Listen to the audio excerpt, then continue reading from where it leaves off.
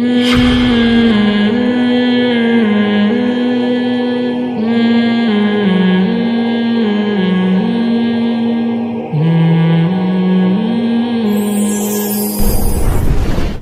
ہے ہمیں اسلام، ہمیں غم کے موقع پہ بھی احکام دیتا ہے اور خوشی کے موقع پہ بھی احکام دیتا ہے. اس سے ہم نے دائیں بائیں نہیں ہونا. الذین اذا اصابتهم مصیبۃ قالوا انا للہ وانا الیہ راجعون. اہل ایمان کی علامت ہے جب انہیں کوئی مصیبت پہنچتی ہے تو کیا کہتے ہیں؟ ہم اللہ ہی کے لیے ہیں اور ہم نے لوٹ کر اللہ ہی کی طرف جانا ہے. یہ کہہ کے صبر کرتے ہیں. دیکھو مصیبت کے موقع پہ آپ کے پاس دو آپشن ہیں، یہ قرآن نے دی ہیں. ایک انتقام، انما السبیل علی الذین یظلمون الناس. فرمایا جو کسی پہ ظلم کرے گا اس پہ گناہ ہوگا، جو ظلم کا بدلہ لے گا اس پہ گناہ نہیں ہوگا. وجزاء سیئۃ سیئۃ مثلھا. قرآن کہہ رہا ہے برائی کا بدلہ اسی کے بقدر برائی. یہ بھی آپشن آپ کے پاس ہے. کسی نے آپ کے ساتھ ظلم کیا، زیادتی کی، آپ ظالم سے بولیں بدلہ لیں، آپ اجازت دی. تبھی تو قرآن نے کہا کوئی کسی کو قتل کر دے فقد جعلنا لولیہ سلطانا فلا یسرف فی القتل. اللہ کہتے ہیں ہم نے مقتول کے وارث کو اجازت دی ہے کہ قاتل سے بدلہ لے لے. ہم نے اس کو یہ قدرت دے دی ہے، ہم نے طاقت دے دی ہے، ہم نے اجازت دے دی ہے.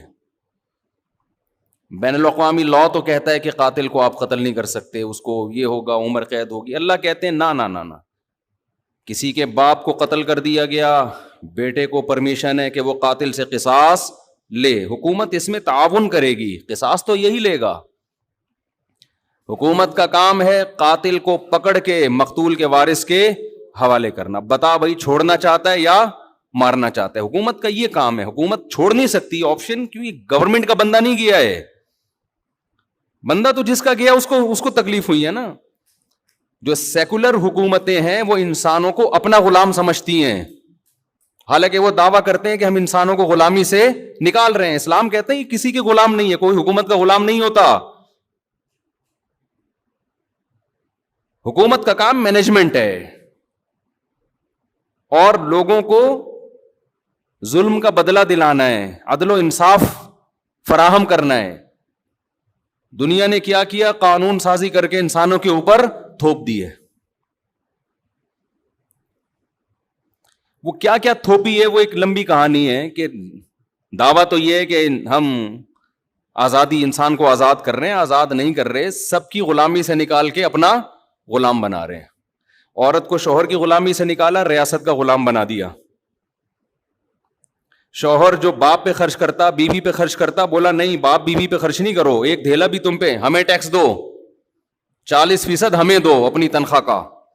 1 لاکھ کما رہے ہو، 40,000 ہمیں دو، ہماری مرضی، پھر ہم تمہارے باپ کو اولڈ ہاؤس میں کتنا دیں اور تمہاری بیوی کو ہم کتنا دیں، یہ ہماری مرضی، ہمارا ہیڈک ہے، تمہارا نہیں ہے. یہ اسلام ریلیشن کا قائل ہے. ریلیشن شوہر بیوی کا ریلیشن ہے. شوہر بیوی پہ خرچ کرے گا تاکہ بیوی اس سے محبت کرے. بیٹا باپ پہ خرچ کرے گا تاکہ باپ اپنے بچوں کو شوق سے پالیں گے، یہ بڑھاپے میں ہمارا سہارا ہے. آپ نے سارے ریلیشن ختم کر کے لوگوں کو غلام بنا دیا. کس کا؟ ریاست کا. اسی میں یہی ہے کہ اسلام کہتا ہے کسی کے باپ کو قتل کیا گیا ہے، انتقام کی آگ کس میں بھڑک رہی ہے؟ گورنمنٹ میں تھوڑی بھڑک رہی ہے. حکومت کا کیا لگتا ہے بھائی؟ وہ اچھا بھلا تمیز سے بیان چل رہا تھا، محبت سے غصہ آ گیا مجھے، آرام سے چل رہا تھا نا. یہی ہے نا، یہ لبرل لوگوں سے ہمیں واسطہ پڑتا ہے نا. صبح شام گوروں کے گیت گاتے رہتے ہیں بیٹھ کے، مغربی ممالک کے گیت گاتے ہیں. اتنا اچھا سسٹم، اتنا اچھا سسٹم. وہ کیا خاک سسٹم ہے یار یہ، جس میں انسان کو اس کے بنیادی حقوق نہیں مل رہے. آپ کہہ سکتے ہیں ہمارے ملک میں کون سا مل رہے ہیں، تو ہمارے ملک میں اسلام نہ ہونے کی وجہ سے مل رہے ہیں. اسلام ہوتا تو مل رہے ہوتے. اس میں اسلام کا قصور نہیں ہے, یہ تو ہمارے حکمرانوں کا قصور ہے. ڈالر نیچے آ گیا سنا, تھوڑا سا خوش فہمی میں مبتلا ہونے کی ضرورت نہیں ہے. 10 روپے نیچے آئے گا, 20 روپے اوپر جائے گا. یہ تھوڑا سا ڈپریشن کم کرنے کے لیے گورنمنٹ کرتی ہے کہ تھوڑا سا نیچے لا کے دھکا دے کے اوپر لے کے جاؤ. تو یہ سیٹ اپ, خیر یہ ایک الگ تبصرے ہیں. تو اسلام ہے جو آپ کو بنیادی حقوق دیتا ہے. میرے باپ کو اللہ نہ کرے کوئی قتل کر دے, گورنمنٹ کا نقصان نہیں ہے, نقصان کس کا ہے؟ میرا انتقام کی آگ مجھ میں بھڑکتی ہے, اس کا نقصان یہ ہوتا ہے کہ میں قاتل کو تلاش کروں گا, وہ نہ ملے اس کے بھائی کو مار دوں گا, وہ نہ ملے اس کے ماموں کو مار دوں گا, جو ہوتا ہے قبائلی علاقوں میں. اسلام نے اس پہ پابندی لگا دی. نا نا نا نا نا, اللہ کہتے ہیں فقط جعلنا لولیہ سلطانا, دیکھو ہم نے تمہارے جذبات کا خیال کیا ہے, ہم نے تمہیں طاقت دی ہے کہ قاتل سے بدلہ لوگے تمہیں گناہ نہیں ملے گا. اب جب ہم نے تمہیں تمہارا حق دے دیا تو اب حد سے تجاوز نہ کرو. کیا مطلب؟ قاتل کے علاوہ کسی اور سے بدلہ لینے کی کوشش نہ کرو. اس نے آپ کا ایک مہمان مارا, آپ نے کہا ہم اس کے 2 مہمان ماریں گے, یہ کام وہ ایک پنجاب والا چلا گیا نا, پنجاب والا چلا گیا وزیرستان میں, وہاں قبائلی لڑائیاں ہو رہی تھیں, تو وہ کہیں باہر اس کو چارپائی پہ سلا دیا انہوں نے. تو اس کو ڈر لگ رہا ہے, یار ان کی تو دشمنی اٹھا کی رات کو آوازیں آتی, مجھے کو مار پور کے نہ چلا جائے. اس نے دروازہ بجایا, بھائی مجھے اندر سلا. اس نے کہا کیوں, گھبرا کیوں رہا ہے؟ اس نے کہا مجھے ڈر ہے آپ لوگ کی دشمنیوں میں نہ مارا جاؤں. اس نے کہا فکر نہ کرو, وہ ہمارا ایک مہمان مارے گا, خدا کی قسم اس کا 10 مہمان مارے گا. اس نے کہا بھائی اس کا تم 10 مارو 20 مارو, ہم تو مر گئے نا, ہم تو گئے کام سے. تو دیہاتی علاقوں میں چاہے بلوچستان ہو, چاہے اندرون سندھ ہو, چاہے کے پی کے ہو, چاہے پنجاب ہو, یہی ہوتا ہے. جہاں قانون نہیں ہے وہاں کیا ہے, قاتل نہ ملے تو جو ملے اس کو مار دو. قرآن اس سے منع کر رہا ہے. نا نا نا نا, دیکھو ہم نے تمہیں رائٹ دیا, گورنمنٹ نہیں دیتی ہے. گورنمنٹ کہتی ہے نہیں, اتنے لمبے کیسز چلتے ہیں, مقدمے چلتے چلتے چلتے چلتے پھر جج پیسے کھا کے. ایسا بھی ہوتا ہے, جو ججز بیان سن رہے ہیں ان کے علاوہ کی بات کر رہا ہوں. تو انصاف نہیں ملتا انسان کو. عمر قید تو ہے ہی نہیں اسلام میں, لمبی جیل میں ڈال دیا, وہ اور بڑا مجرم بن کے آئے گا. وہ کھانے پینے سے گیا. یہاں کتنا اچھا قانون بنایا کہ قاتل کو پکڑ کے حکومت کیا کرے گی, باپ کو مارا ہے تو بیٹے کے حوالے, شوہر کو مارا ہے تو بیوی کے حوالے, لے بھائی اپنے میاں کا بدلہ لے لے. اور اگر دیت لے کے چھوڑنا چاہے تو اس کا بھی آپشن تیرے پاس ہے, دیت لے لے, چھوڑ دے اس کو. پھر قرآن نے دیت کی ترغیب دی, وَمَنْ عُفِيَ لَهُ مِنْ أَخِيهِ شَيْءٌ, جس کو اپنے بھائی کی طرف سے معافی مل گئی. یعنی اللہ مقتول کے وارث کو کہہ رہے ہیں قاتل بھی تمہارا دینی بھائی ہے, تو بھائی سمجھ کے چھوڑ دو. ترغیب دی ہے, زبردستی نہیں کی اسلام نے. حالانکہ اللہ تو زبردستی بھی کر سکتا ہے نا کہ چھوڑنا پڑے گا, لیکن اللہ کہہ رہے میں ایسے قانون کیوں بناؤں, حالانکہ وہ خدا ہے, اس کو ہم پہ حق ہے, پھر بھی وہ کہہ رہا ہے کہ ایسے قانون کیوں بناؤں کہ انتقام کی آگ بھڑکے ان کے دل میں. جو خدا جب ہمارے جذبات کی رعایت کر رہا ہے تو گورنمنٹ کون ہوتی ہے جو رعایت نہ کرے؟ بھائی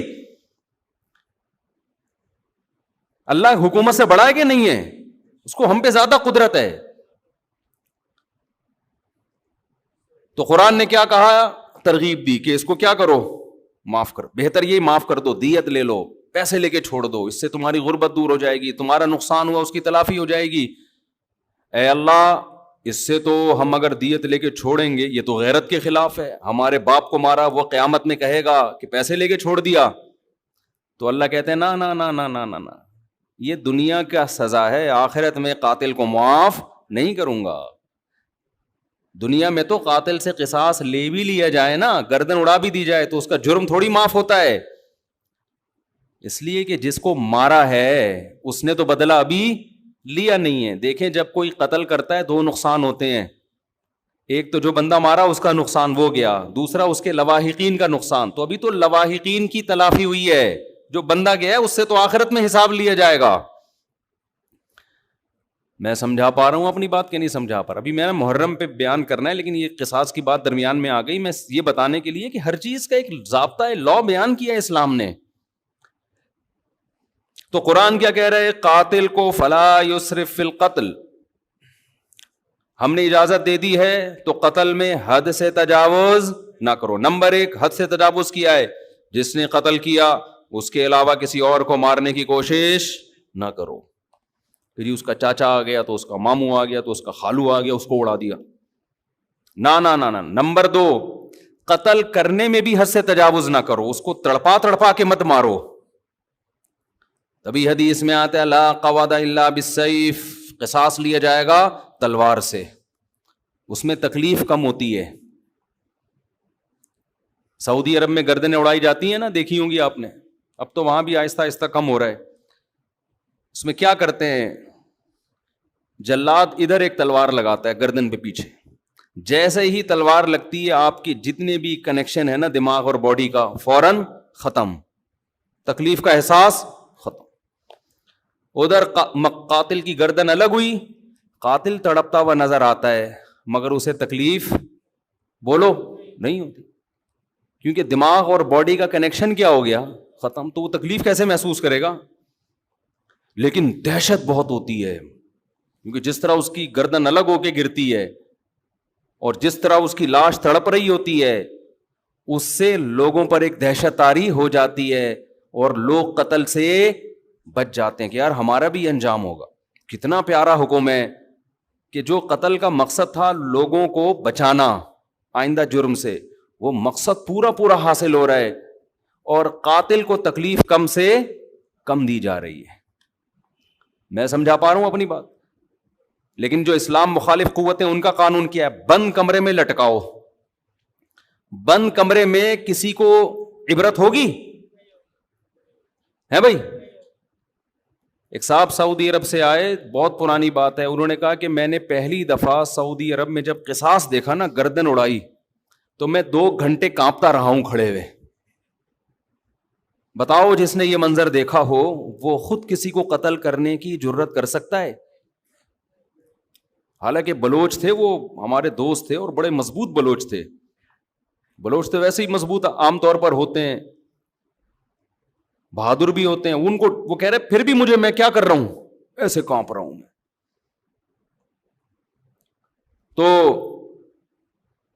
بتاؤ یہ دہشت کے بعد کوئی ہمت کرے گا؟ لیکن جس کو قتل کیا ہے قصاصاً، اس کو تکلیف بولو کم سے کم. لیکن جو اسلام مخالف قانون ہے وہ ہے پھانسی. بند کمرے میں کیا کرتے ہیں؟ پھانسی لٹکا دیتے ہیں. اس میں قتل ہونے والے کو تکلیف اور اذیت بے انتہا ہے. گلا گھونٹ کے مارو کسی کو، آپ اپنا گلا گھونٹیں تھوڑی دیر کے لیے، اندازہ ہو جائے گا اس میں کس قدر اذیت ہوتی ہے. لیکن عبرت کا پہلو اس میں کیا ہے؟ 0، کیونکہ بند کمرے میں چھپا کے ہوتی ہے. ایک نقصان تو یہ. دوسرا نقصان، جب کھلے عام قصاص لیا جاتا ہے جو اسلام کا حکم ہے، اس میں معافی کا آپشن بہت زیادہ ہے. جو قاتل مقتول ہے نا، اس کے وارثوں کو پبلک کہے گی کہ یار اس کو کیا کرو، چھوڑ دو، ہمیں ترس آ رہا ہے. ساری دنیا کے سامنے چوک پہ بٹھائے ہوئے اس کو گردن اڑانے کے لیے، چھوڑو یار دیت لے کے کیا کرو، بولو نا معاف. این اس وقت زیادہ ترس آتا ہے لوگوں کو، اس بات کا امکان ہے کہ قاتل معاف کر دے. اور بہت سے ایسے واقعات ہوئے ہیں جب چوک پہ لایا گیا اور جلاد تلوار لے کے کھڑا ہوا ہے، لوگوں نے آ کے درخواستیں کی چھوڑ دو، تو مقتول کے وارثوں نے کیا کہا؟ معاف کیا. بہت ہیں. بند کمرے میں پھانسی میں یہ حکمت، یار نہیں بول رہے رفیع بھائی، پولیس لے کر آؤ. جملہ آپ کو جو سینٹینس جو ہے جملہ کمپلیٹ کیا کریں، جس سے مجھے احساس ہوتا ہے کہ دیکھو میں پوری بیداری کے ساتھ بیان کر رہا ہوں. 1.5 پراٹھے کھا کے بیٹھا ہوں میں یہاں پہ. مجھے ڈاکٹر کہہ رہے ہیں کہ نہیں پراٹھے نہیں کھاؤ، یہ عمر پراٹھوں کی نہیں ہے، کوئی بھی عمر نہیں ہے پراٹھوں کی. لیکن اگر ناشتے میں پراٹھے نہ ہوں تو وہ بیان ایسا مرجھایا ہوا ہوتا ہے، پھر جیسے آپ بیٹھے ہوئے ہیں نا، پھر میں ویسے بیٹھا ہوا ہوتا. تو اس کی ہم نے تلافی یہ کی ہے کہ بھائی صبح پراٹھے کھا لو، دوپہر کا کھانا نہ کر دو. کیا خیال ہے؟ اس کی تلافی اس طریقے سے، پراٹھے چھوڑ دیں، دنیا چھوڑ دے آدمی، ناشتے میں اس کے بغیر مزہ نہیں ہے. کھائے تو مزے کی چیز ہے نا. ڈاکٹر لوگ جو ڈائٹنگ پلان بناتے ہیں اس میں تو انسان کے زندگی کے مزے آپ دیکھو کیٹو ڈائٹ کے نام سے آج کل آ رہا ہے کہ صبح یہ کھائیں, پالک کے اتنے پتے کھا لیں. ہم بکری کو کھلاتے ہیں پالک کے پتے, اتنا پودینہ اس میں اتنے ٹماٹر ڈال کے چاٹ بنا کے کھا لیں اس کو. اور پھر دوپہر کو آپ نے تھوڑے سے پتہ نہیں کیا کرتے ہیں وہ, یہ کھا لیں 2 انڈے, اور یہ رات کو آپ تھوڑا سا گوشت, وہ بھی نمکین بالکل سوکھا. اس سے آپ کی صحت بہت اچھی ہو جائے گی. تو کرنا کیا ہے بھائی, ایسی صحت کے اچھے کر کے کیا خیال, زندگی لمبی ہو جائے گی آپ کی. پتے کھا کے 90 سال جینے سے بہتر ہے گوشت کھا کے, انڈے کھا کے, پراٹھے کھا کے 50 سال میں یا 40 سال میں مر جائے آدمی. میں خود صحت کا قائل ہوں کہ انسان کو پھوڑنا پھاڑنا نہیں چاہیے, صحت کا بہت خیال کرنا چاہیے, کیونکہ جب بیمار ہوتا ہے تو اندازہ ہوتا ہے صحت کتنی بڑی نعمت ہے. لیکن اس کو اپنے اوپر مسلط کرنے کی بالکل بھی ضرورت نہیں ہے. جلدی سے ایک چھوٹی سی بات بتا کے بس آگے چلتا ہوں میں. صحت بنانا ہے, کم کھاؤ, محنت زیادہ کرو, بس. یہ بڑا بہترین معتدل سا اصول ہے, کھاؤ کم. اب ہم نے صبح پراٹھے پھوڑے ہیں تو دوپہر چھاٹ, ٹھیک ہے نا. جب تک شدید بھوک نہیں لگے گی تو نہیں کھائیں گے ہم. رات کو تو بہت ہی کم کھاؤ, کیونکہ سونا ہوتا ہے تو توند بھر کے سو گے تو پھٹو گے ایک دن دھماکے کے ساتھ. پھٹ رہے ہیں لوگ, یہ تو بہت سے دھماکے ہو رہے ہیں نا, بندہ کھا کے پھٹا ہوتا ہے, ہم سمجھتے ہیں گیس کا سلنڈر پھٹا ہے, تو وہ بندے جس طرح سے کھا رہے ہیں نا لوگ اسپیڈ میں, تو رات کو کہتے ہیں نا صبح کھاؤ بادشاہوں کی طرح, دوپہر کھاؤ, پتہ نہیں پورا ملفوظ بھول گیا میں, صبح کھاؤ ناشتہ بادشاہوں کی طرح کرو, میٹابولزم بہت تیز ہوتا ہے اس وقت, لکڑ ہضم پتر ہضم. دوپہر کھاؤ کچھ الگ سے ہے, کچھ جملہ مالداروں کی طرح, تھوڑا کم کر لو. اور رات کو کھاؤ فقیروں کی طرح, جیسے ملا ہی نہیں کھانے کو. ہمارے یہاں الٹا ہے, صبح ایک سلائس بریڈ میں نا ڈبو کے کھا رہے ہیں, بس ایک انڈا. دوپہر کو تھوڑا بڑھا دیا, اور رات کو پھوڑتے ہیں, اس کو کھانا کہتے ہی نہیں ہے, پھر سو جاتے ہیں. تو الٹا چل رہا ہے. ماہرین کہتے ہیں نا کہ صبح زیادہ کھاؤ گے, پھر دوپہر کم اور رات کو اور کم, تو باڈی بھی ایسے ہو جائے گی. اور اگر الٹا چلایا نا, صبح کم دوپہر زیادہ, تو باڈی بھی کیسی ہو جائے گی, ایسی اوپر سے چلنا شروع ہو گئے, ایسے پھولتے چلے جاؤ گے. خیر, کہاں سے آواز چلی گئی. تو میں قصاص کی بات کر رہا تھا, یہ بات درمیان میں آ گئی, محرم پہ آؤں گا انشاءاللہ ابھی. تو عرض یہ کر رہا تھا کہ دیکھو کتنی حکمتیں ہیں نا اسلام کی, تو کوئی دین اسلام جیسا ہے نہیں, ہو نہیں سکتا. تو اس میں معافی کا بھی چانس زیادہ ہے, کہ قاتل کو معاف کرنے کا آپشن اس میں زیادہ ہے. جب کھلے عام ہوگا تو انسان کا دل نرم ہو جاتا ہے, چل بھائی چھوڑ دیا میں نے, لوگ بھی اس کو ترغیب دیتے ہیں. تکلیف کم سے کم ہے جس سے قصاص لیا جا رہا ہے. اچھا, ایک اور فائدہ کیا ہے, دنیا میں لا بنتے ہیں, قانون بنتے ہیں, بڑے بڑے ماہرین بحث کرتے ہیں کہ یار اگر ہم قاتل کو قتل کر دیں گے, پھانسی دے دیں گے, تو ایک بندہ تو مرا ہی ہے انسان, اس کے بدلے میں ایک اور کو ہم نے مار دیا, تو یہ کون سا کمال کر لیا. سمجھ میں آ رہی ہے بات؟ یعنی قتل کو روکنے کے لیے ایک اور بندے کو قتل کر دینا, یہ کون سا کمال ہے. دنیا میں جو لوگ بھی پھانسی کی سزا کے خلاف ہے نا, جو ہیومن رائٹس کی بات کرتے ہیں, وہ یہ دلیل دیتے ہیں کہ جرم کو روکنے کے لیے بندہ قتل ہونے سے بچاؤ, قتل ہونے سے بچا کے جرم سے روکو اس کو. سمجھ میں آ رہی بات؟ بھائی زید نے بکر کو قتل کیا, اب دنیا کے ماہرین کہتے ہیں بکر ایک انسان ہے نا, دنیا سے چلا گیا, مزید دنیا سے انسان نہ جائیں, اس کے لیے انسان ہی کو ختم کر دینا, یہ کون سی لاجک ہے. تو زید کو ہم قتل نہیں کریں گے, پنشمنٹ ہوگی, سزا ہوگی, تاکہ وہ قتل سے بچ جائے. ورنہ بندہ مارنے کے لیے بندہ ہی مار دینا, یہ ایسے جیسے غربت ختم کرنے کے لیے غریبوں کو ختم کر دینا. بھئی غربت ختم کرنے کے ایک طریقے, سارے غریبوں کو کنٹینر میں بند کر کے بم سے اڑا دو, غربت کیا ہو جائے گی, ختم. تو وہ یہ دلیل دیتے ہیں کہ یار انسانیت کو قتل سے روکنے کے لیے ایک انسان ہی کو قتل کر دینا, کیونکہ زید نے بکر کو مارا, غلط کیا, تو زید بھی تو بکر جیسا ہے نا, جتنا قیمتی بکر کا خون اتنا ہی قیمتی زید کا خون, تو اس کو قتل نہیں ہونے دیں گے ہم. یہ انسانوں کی لاجک ہے جو خدا کے قانون کے مقابلے میں اس کی کوئی حیثیت نہیں ہے. قرآن نے اس لاجک کا جواب دیا ہے. یہ پہلے بھی لوگ تھے اس طرح کی باتیں کرتے تھے. قرآن نے کہا وَلَكُمْ فِي الْقِصَاصِ حَيَاةٌ يَا أُولِي الْأَلْبَابِ, اے عقل مندو, وہ لوگ جن کی عقل صحیح کام کرتی ہے, سنو, ہم جو کہہ رہے ہیں کہ قاتل کو قتل کر دو، تو اس قتل میں انسانیت کا قتل نہیں ہے، انسانیت کی بقا ہے. ایک مارو گے کروڑوں بچیں گے، اور اگر ان کو جیل میں ڈال ڈال کے چھوڑتے رہو گے نا تو قتل دنیا میں ختم ہونے کے بجائے بڑھے گا.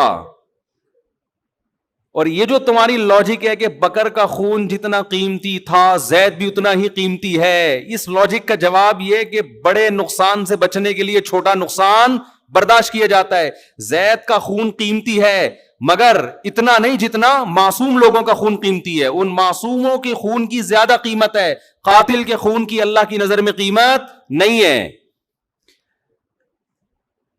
سمجھ میں آ رہا ہے کہ نہیں آ رہا؟ اس بے قیمت خون کو بہانے سے قیمتی خونوں کی حفاظت ہو جائے گی. تو اللہ نے ایک نظام بنایا ہے. جو میں اصل بات